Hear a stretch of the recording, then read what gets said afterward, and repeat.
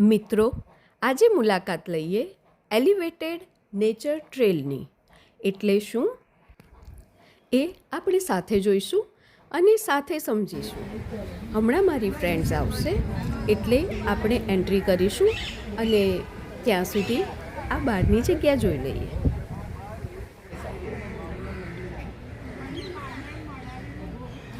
આ ticket window છે, પણ મોટે ભાગે બુકિંગ ઓનલાઈન જ થાય છે. અચ્છા, આ લોકો આવી ગયા લાગે છે. ચાલો હવે સાથે અંદર જઈએ. આ ગેટમાંથી અંદર જઈએ એટલે આ કોઈ અલગ દુનિયામાં આવી ગયા હોય એવું લાગે છે. અને ખરેખર કુદરતી વાતાવરણ સાથે આ પાથવે જાણે જંગલનો જ એક ભાગ હોય એવું નથી લાગતું?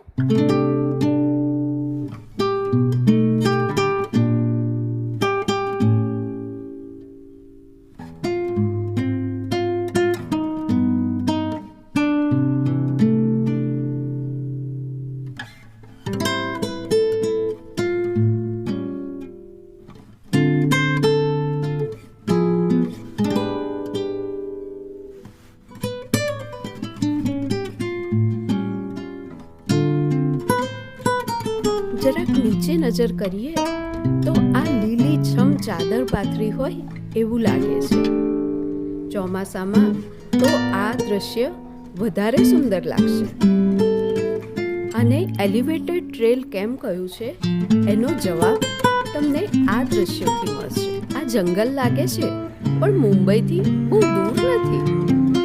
મુંબઈમાં જ છે એમ કહીએ તો વધારે સાચું છે.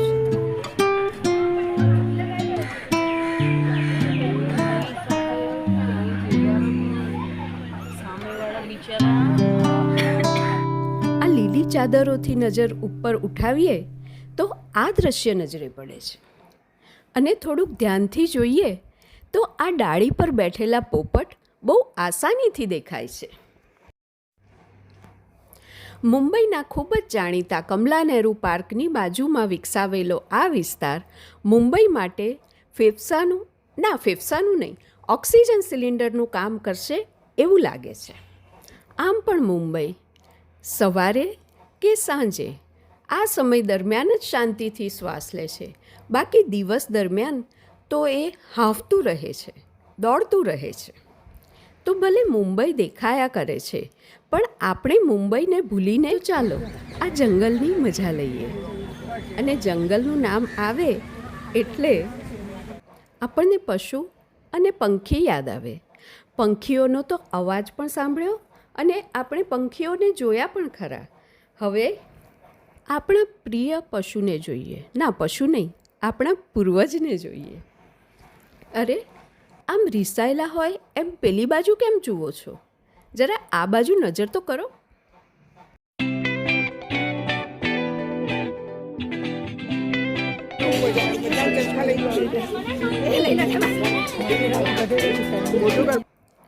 પશુ પંખી થઈ ગયા. હવે આ ફૂલોને જોઈએ.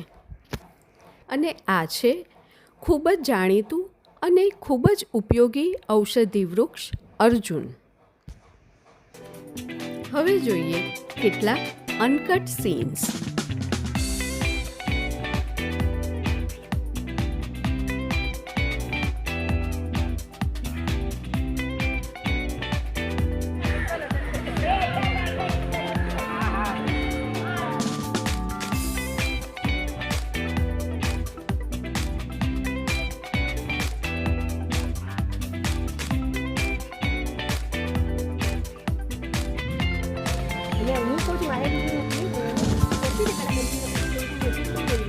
બાર કિલો 12 ચોખા કરીને તો વર્ષ